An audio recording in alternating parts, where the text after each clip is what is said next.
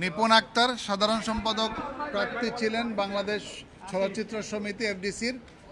উনি নির্বাচনে পরাজিত হয়েছিলেন, কিন্তু নির্বাচন চলাকালীন সময়ে ওনাদের অভিযোগ ছিল, বিশেষ করে মনোয়ার হোসেন ডিপজল যিনি সাধারণ সম্পাদক পদে বিজয়ী হয়েছেন, যে উনি নির্বাচন আচরণবিধি লঙ্ঘন করে ভোটারদেরকে বিভিন্নভাবে প্রভাবিত করছেন। বিশেষ করে বিভিন্ন রিসোর্টে নিয়ে, বিভিন্ন জায়গায় নিয়ে তাদের কাছে টাকার অফার দিয়ে ভোট প্রার্থনা এবং বিভিন্ন হুমকি দমকি দিয়ে তাদের কাছ থেকে ভোট নেওয়ার অভিযোগ তার বিরুদ্ধে রয়েছে। এবং সেই অভিযোগগুলির জন্য যে দরখাস্ত করা হয়েছিল, সেই দরখাস্তটি নির্বাচনী বোর্ড তদন্ত করবেন বলে মনোয়ার হোসেন ডিপজলকে একটা চিঠিও দিয়েছিলেন, কিন্তু সেই চিঠির কোনো নিষ্পত্তি করেন নাই, তার বিরুদ্ধে কোনো তদন্ত হয় নাই।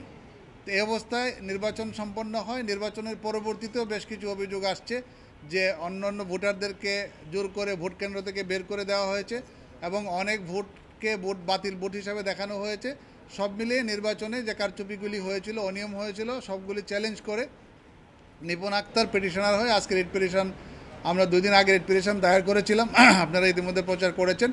আজকে হিয়ারিং হয়েছে, সেই হিয়ারিংয়ে আদালত সন্তুষ্ট হয়ে রুল ইস্যু করেছেন এবং এই বিষয়গুলি তদন্ত করার জন্য নির্দেশনা দিয়েছেন সমাজ কল্যাণ মন্ত্রণালয়কে। সেই সাথে ডিপজলের পদের উপর স্থগিতাদেশ প্রদান করেছেন।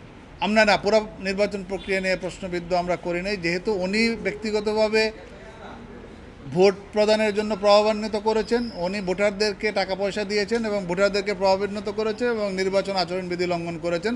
সুতরাং সভাপতি এবং সাধারণ সম্পাদক এই 2টা পদের বিরুদ্ধে আমাদের অভিযোগ ছিল, কিন্তু অভিযোগের যে সিরিয়াসনেস সেটা ছিল basically respondent number 10 Monowar Hossain ডিপজলের বিরুদ্ধে, এবং আদালত শুধুমাত্র একটা পদের উপরে স্থগিতাদেশ দিয়েছে।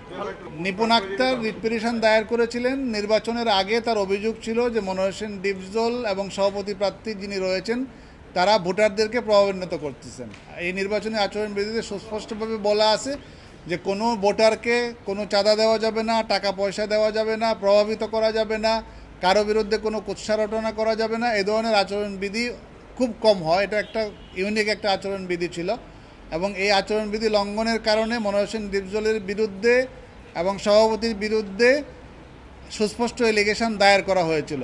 সেই এলিগেশনের উপরে একটা চিঠি ইস্যু করা হয়েছিল মনোয়ার হোসেন ডিপজলকে, যে আপনার বিরুদ্ধে অভিযোগ আসছে আচরণবিধি লঙ্ঘনের জন্য, যদি প্রমাণিত হয় তাহলে আপনার প্রার্থিতা বাতিল করা হতে পারে। কিন্তু দেখা যাচ্ছে এই যে চিঠি নির্বাচন বোর্ড দিল সেটার উপরে কোনো সিদ্ধান্ত প্রদান করা হয় নাই।